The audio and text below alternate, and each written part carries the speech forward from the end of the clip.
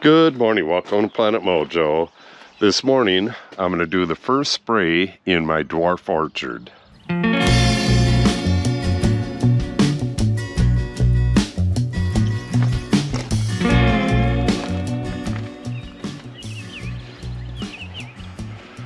The first spray is called the green tip spray. These are a little bit past green tip, but that's okay.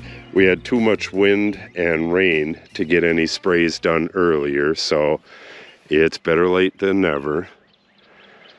Yeah, these are looking pretty good. This is more of a green tip. This is a cherry tree right here. Let's see what this looks like. I planted these yesterday. Wow. These were like a lime green and much smaller. That's just from one day being out in the sun. That's pretty cool. Yeah, that's already a bit too big. I got to get the spray on here today or else. Take a look at the Macintosh over here. The orchard is somewhat of a mess. This is the first year for the orchard, and last year we made this big wall and backfilled this whole thing. So this is its first year, and in the end I plan on having a couple more trees over here, maybe a couple more over here, and then this right here is going to be a parking space. I might put a couple more trees on that side as well. Still not sure on that. Let's go check out the Macintosh. Yeah, this is even further along, but like this one is pretty well open. We still have a bunch that are right at green tip like that. So it is prime time to get out here and spray this. I usually use a pre-mixed fruit tree spray, but they did not have any at the store. I'm all out, and everything is on back order these days, so I'm going to mix my own. I know what is in it, so I can duplicate the recipe and get it sprayed. Alright, the first thing to do when mixing any chemicals for the garden is fill your tank about halfway up, then you add the chemicals, shake it, and then add the rest of the water and shake it again.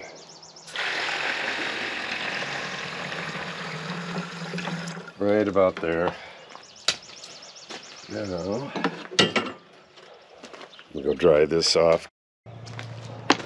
Alright, you really don't need to know this recipe because the chances of you making your own batch of this stuff are pretty much slim to none.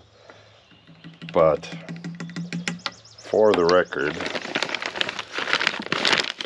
a little over a tablespoon of mancozeb, which is a fungicide, and about the same of Captain. This is the mancozeb right here, and like I said, these are both fungicides. Just a little bit more of that.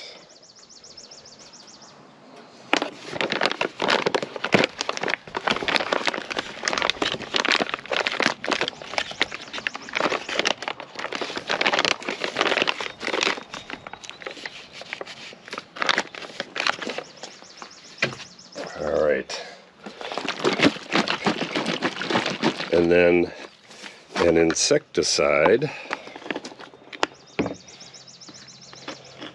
Fruit trees get attacked by a lot of stuff, and in this area they especially get attacked by cedar apple rust.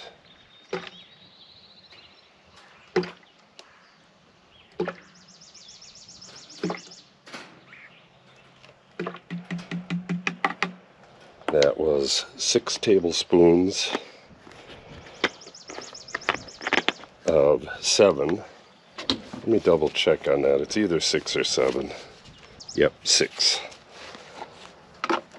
Okay. And then I'm going to wash the rim clean.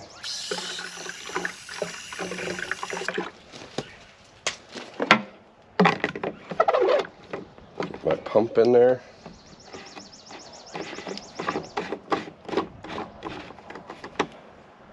And shake well.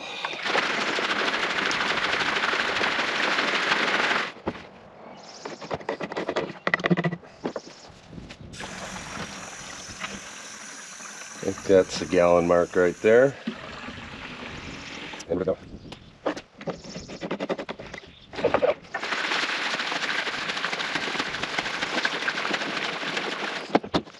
Yeah, most people will not be buying these ingredients in bulk. I buy them in bulk because I have to mix up stuff for my vineyard. The majority of people are just going to use pre-mixed fruit tree spray that you can get at any big box store. All right, I'm going to pump this up a little more and we'll go spray the trees.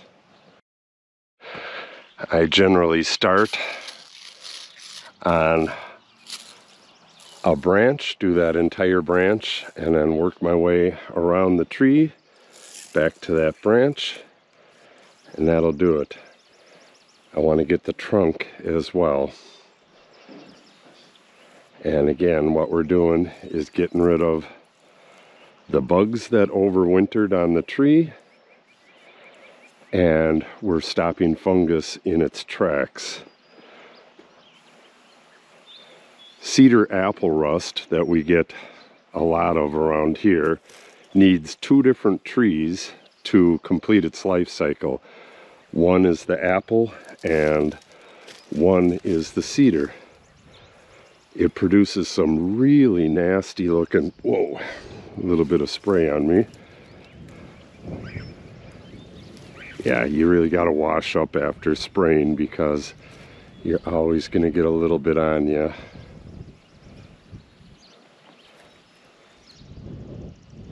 I try to do this on a non-windy day, and this is a non-windy day, but we just get these breezes every once in a while, and if you can't anticipate them, you're going to get a little bit of this juice on you, which is no big deal. Washes right off.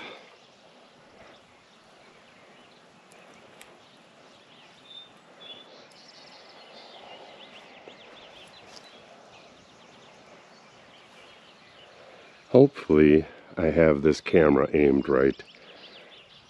I have a bad record with the head cam aiming.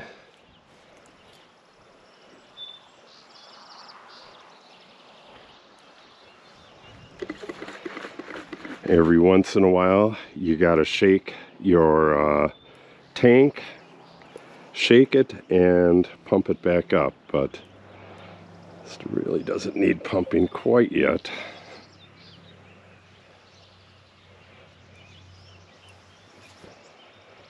I do believe this Honeycrisp here is going to have a boatload of apples this year. Last year I heavily pruned it for shape, so it didn't have as many apples, and it got damaged right here from the bulldozer that did this stuff, made this wall and that. Alright, I'm coming around to the end here. Get the back sides of stuff that I missed.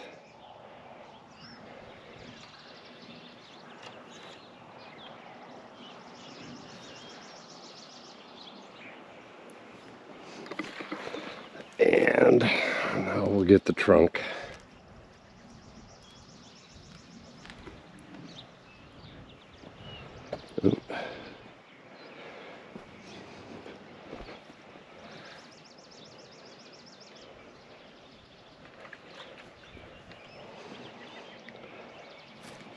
Double checking on how much juice I got left. Don't want to run out before I get the trees all sprayed. Okay, before I spray this cherry here, I'm gonna go spray the Macintosh.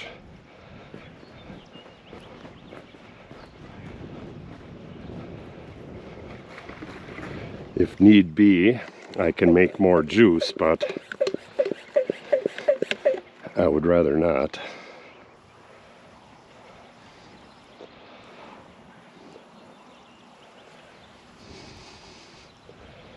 A little breezy right here.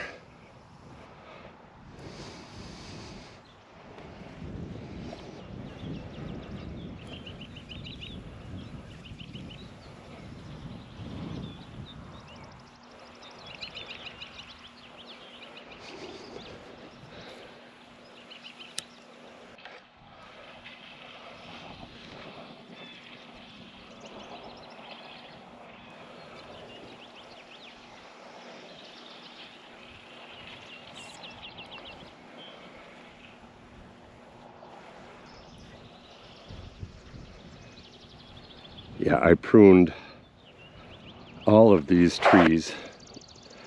Now, it's kind of hard not to get your head poked when you're doing this. Hopefully that turns out all right on camera. I pruned all of these trees to get a little more fruit this year because the prices of everything are just insane right now. And who knows what's going to happen by the end of the year. Fertilizer prices have gone up by 4 times. I bought my fertilizer for the vineyard and it costed 4 times what it costed last year. That's insane.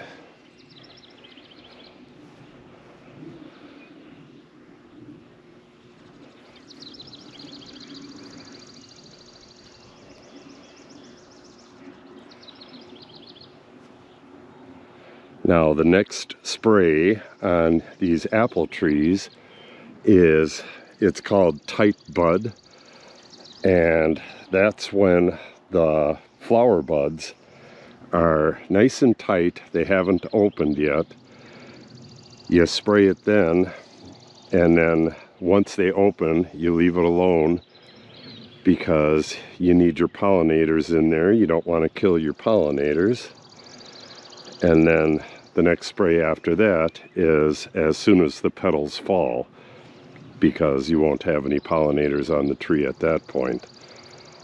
So you time out the sprays, one real early like this, and then one, oh, it's probably in about 10 days when the buds are nice and tight. And then the next one after that is probably 10 days later, something like that. Once the petals fall. That's what it's called. You got green tip, tight bud, and then petal fall. And then after that, you spray on a schedule every 10 to 14 days, but that's really subjective. Generally, I only give it 2 more sprays for the rest of the summer. And one is that 14-day mark, and then the next one is about 14 days from that. So I only spray mine 5 times.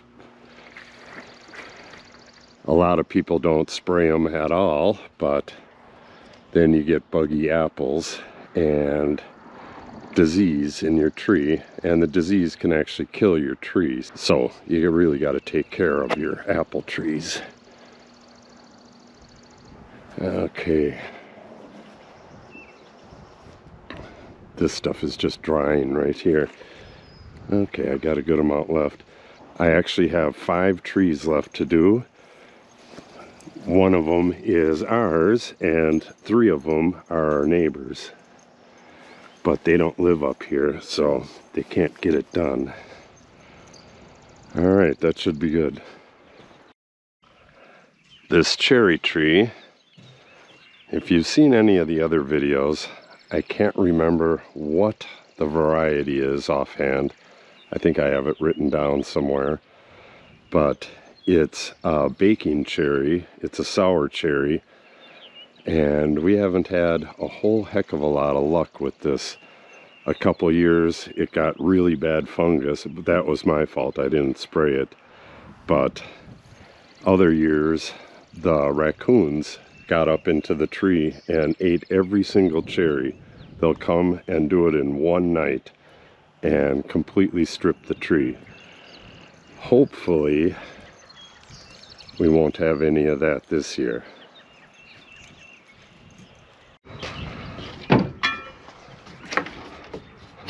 Okay, now let's go spray the neighbor's trees.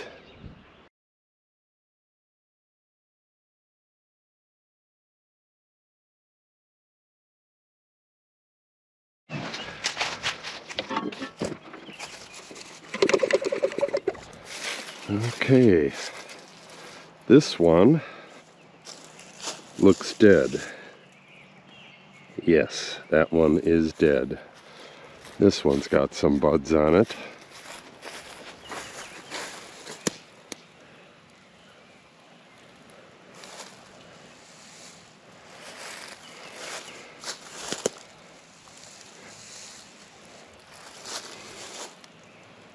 You can see wherever there's holes in this net, the deer have bitten off the ends on this.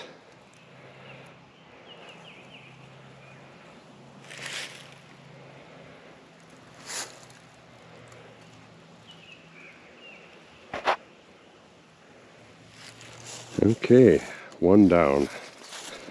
There's actually 4 here, except that one's dead.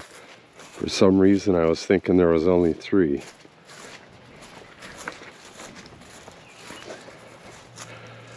I do believe this tree right here is a gala apple.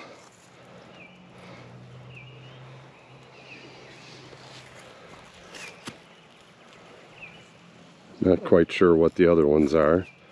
Well, I guess that one looks a whole lot like this one, so maybe they're both gala. If I were them, I would definitely get a Honeycrisp in here. Honeycrisp are just super good apples, and they're really expensive. I can just imagine how expensive they're going to be this fall with all the price increases. Oh, we got Fuji, $43, or no, $13. Yeah, that's not bad. It's pretty damn good, as a matter of fact. I paid $27 for the trees that I got. My Camas pear looks a lot like this, a single stick with a lot of buds. But the Bing cherry, well, actually they're both kind of like this, but the Bing cherry is, oh, probably 3/4 of an inch around, and this is, oh, it's probably 5/8 at the bottom, but it's real skinny, the rest of it. Okay, that's it for the neighbor's trees. Still got a little left. This will keep until the next spray, so I'll just put this in a cool place and let it sit for a while.